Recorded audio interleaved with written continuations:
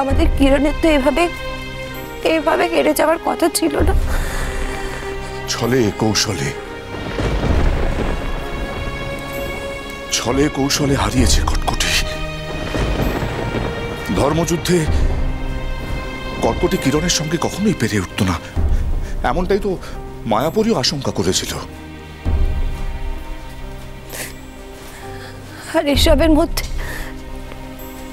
আমি আমার মেয়েটাকেই হারিয়ে ফেললাম। হতাশ হইও না রানী, তোমার মেয়ে ঠিক তোমার কোলে ফিরে আসবে। শুনলে না মেয়েটা বলে গেল আমাদের কিরণ জীবিত। বলে গেল, ওই মেয়েটার নাম তো জানা হলো না। জানেন মহারাজ, ওকে দেখে না আমার অদ্ভুত একটা অনুভূতি হলো,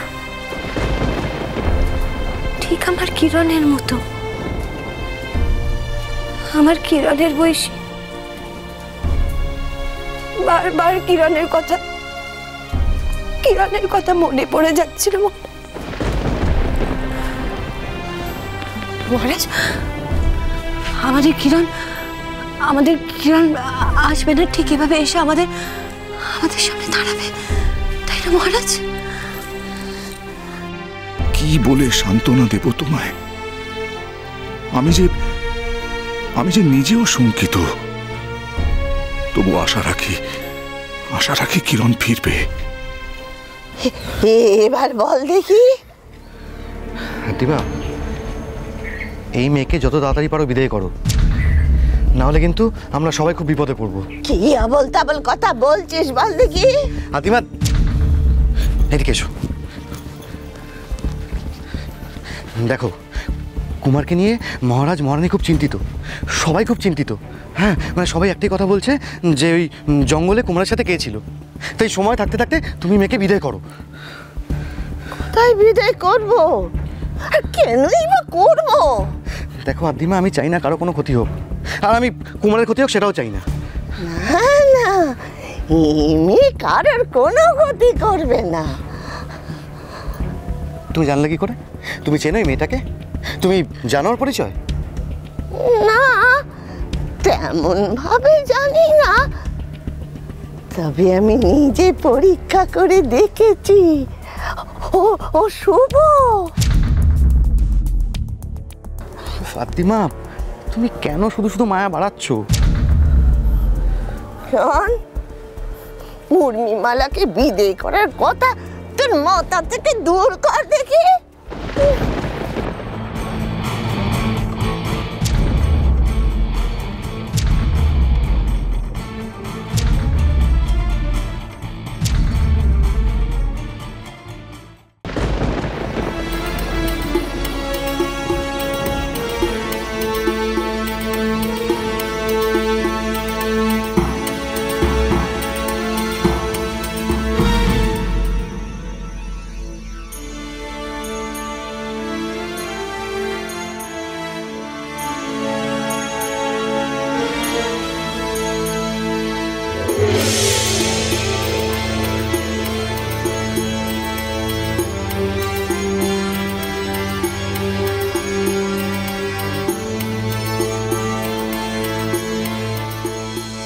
আমাকে খুঁজে বার করতেই হবে কিরণমালার স্মৃতি।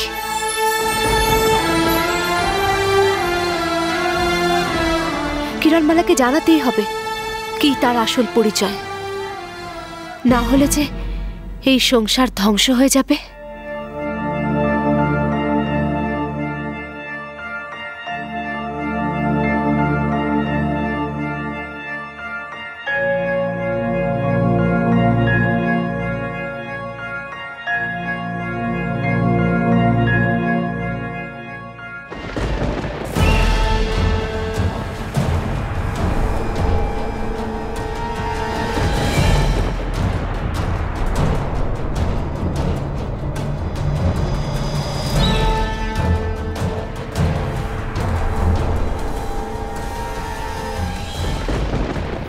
সাগরদেব, আমার সহায়তা করুন।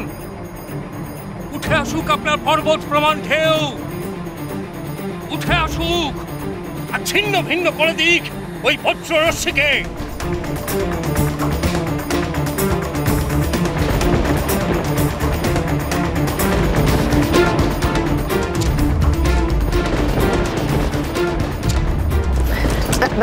বেশ বেশ বেশ, কুমার আসুক, তারপর না হয় আপদ বিদের কথা ভাবা যাবে।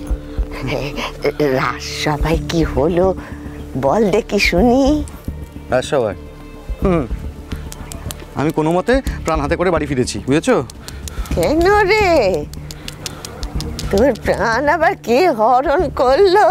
আরে আমি তো বলেছিলাম যে আমি যুদ্ধ করতে পারি, ব্যাস অমনি মহারানী আমার হাতে তরোয়াল তুলে দিয়ে বললো যে দেখি তুমি কেমন অস্ত্রবিদ্যায় পারদর্শী।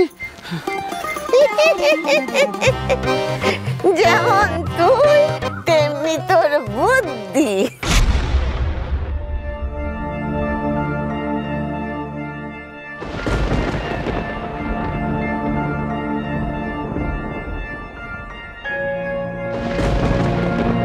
আরে এই যে প্রকাণ্ড এক মুক্ত,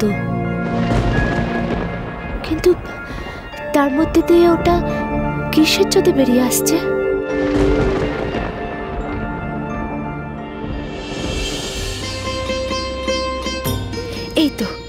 এই তো কিরণমালার স্মৃতি। ব্যাস আর ভাবনা নেই।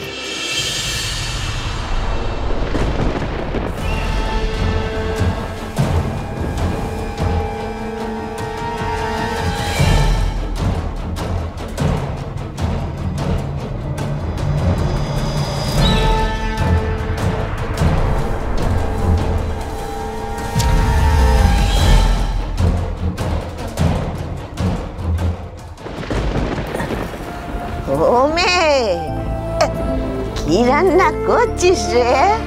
ঘাস পাতা যা পেয়েছি তাই দিয়েই করছি। হ্যাঁ সে তো গন্ধেই বোঝা যাচ্ছে। বলছি মুখে দেওয়া যাবে তো? তোর কি রে, খাবো তো আমরা। না না, আমি সবার জন্যই করছি। রান্না এখন ঢের বাকি, তুই তোর বাড়ি যা দেখি। এই ধরা চুরো ছেড়ে একটু ভদ্রলোকের পোশাক পর। লাগছে যেন শাক চিনি। ঠিক আছে।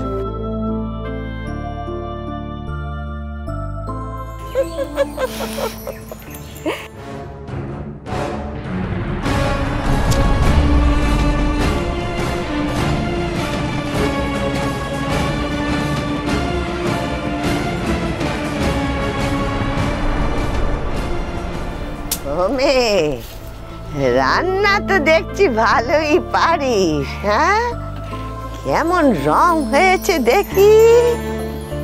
বাবা, খাসা হয়েছে, খাসা। আদিমা একটু খেয়ে দেখো না। বলছিস? দে দেখি।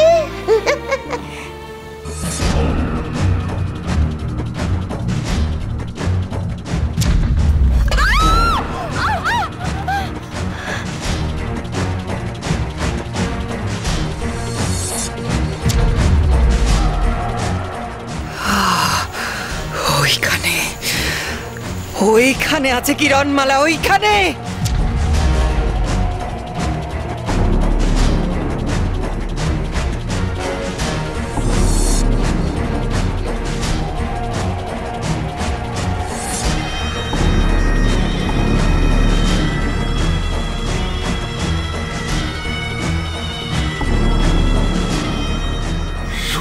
শ্যামলা, অমৃতনগরী, এখানে সিংহ বংশীয় রাজারা রাজ্য শাসন করে।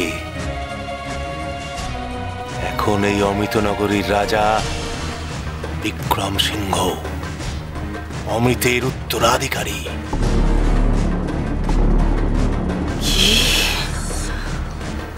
অমৃত, অমৃতের উত্তরাধিকারী।